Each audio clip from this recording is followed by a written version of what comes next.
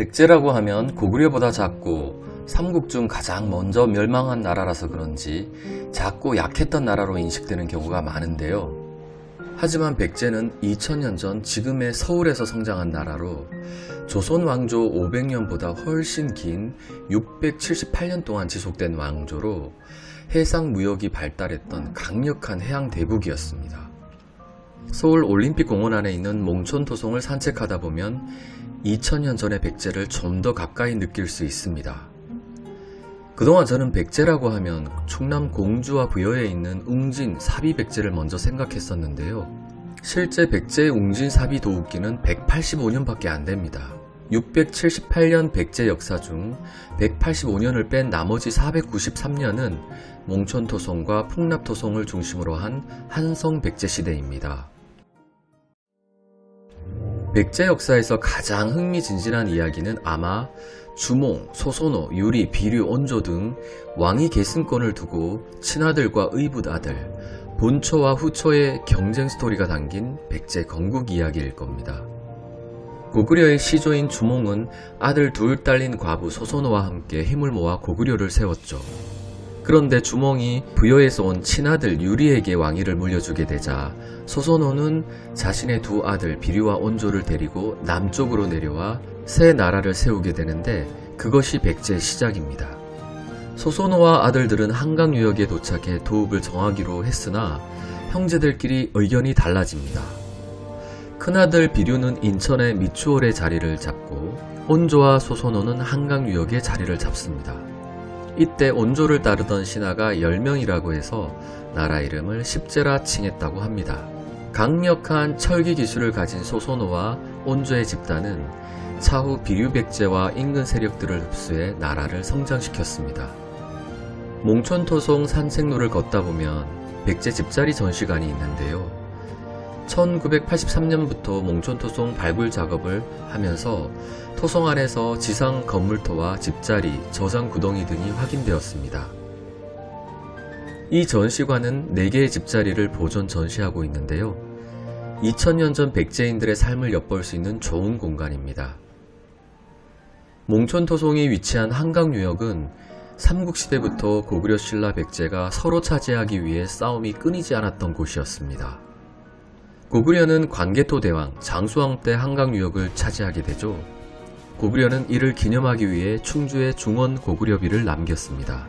그리고 잠시 백제가 한성을 수복하기도 했지만 신라 진흥왕 때 다시 신라에게 빼앗깁니다. 진흥왕은 북한산에 순수비를 세워 기록을 남겼습니다. 백제는 4세기까지 한강유역을 차지했는데요. 8대 고이왕 때 법령을 정리하고 나라의 기틀을 마련해 고대 왕국으로 성장했습니다. 그리고 13대 근초고왕 때 전성기를 맞이했죠. 근초고왕은 왕권을 강화하고 북으로는 고구려의 평양성을 공격하고 남으로는 가야와 마한까지 복속합니다. 그리고 일본의 학문을 전파하기까지 많은 업적을 남겼습니다. 보통 성은 비상시 방어용으로 쓰이는 산성들이 많은데요. 몽촌토성도 다른 성들과 같은 역할을 했습니다. 지금도 토성의 가장 높은 곳에 올라서면 강남, 송파, 강동, 하남 일대가 한눈에 보입니다.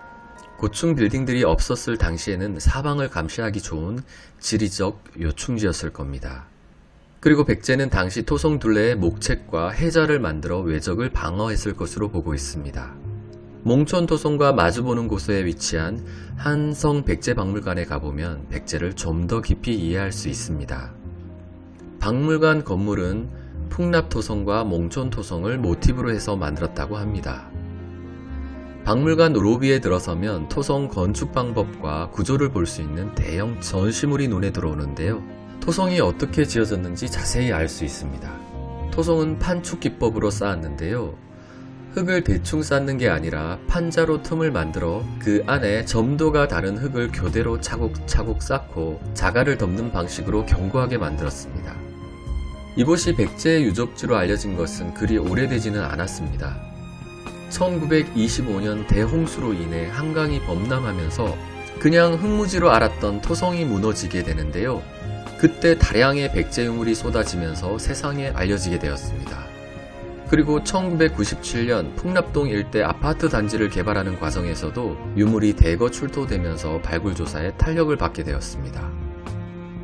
몽촌토성은 1980년대 초 올림픽공원을 조성하면서 발굴조사가 시작되었습니다. 풍납토성과 달리 몽촌토성은 공원화하는 작업 중에 발견되면서 다행히도 풍납토성보다는 보존 상태가 우수합니다. 풍납토성과 몽촌토성은 현재 백제의 첫 수도였던 위례성이었을 것이라는 게 거의 정설이 되고 있습니다. 삼국사기에는 위례성이 북성과 남성으로 나뉘어져 있다고 기록되어 있는데요. 학자들은 풍납토성을 북성, 몽촌토성을 남성으로 보고 있습니다. 그리고 삼국사기에는 백제 궁궐에 대해 묘사도 해놓았는데요. 화려하지만 사치스럽지 않고 검소하지만 천박하지 않다라고 표현했습니다. 박물관을 둘러보면 당시 백제인들의 세련되고 절제된 예술 세계를 느낄 수 있습니다. 백제는 북으로 고구려가 맡고 있어서 육로보다는 배를 이용해 다른 나라와 교류를 했는데요. 그 점을 극대화하여 해상 강국으로 발전했습니다. 백제의 대표적 유물로 알려진 칠지도도 전시되어 있는데요. 우리나라는 백제가 하사했다고 말하지만 일본에서는 자신들이 하사했다고 주장하기도 합니다. 하지만 철기 문화와 고대 국가의 모습을 훨씬 늦게 갖춘 일본이 백제를 가르치거나 백제 위에 군림할 수 있었을까요?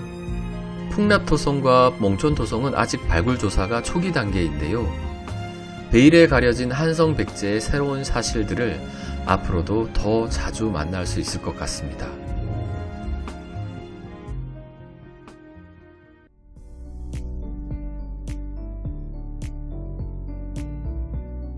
가보고TV 구독, 좋아요 부탁드리겠습니다.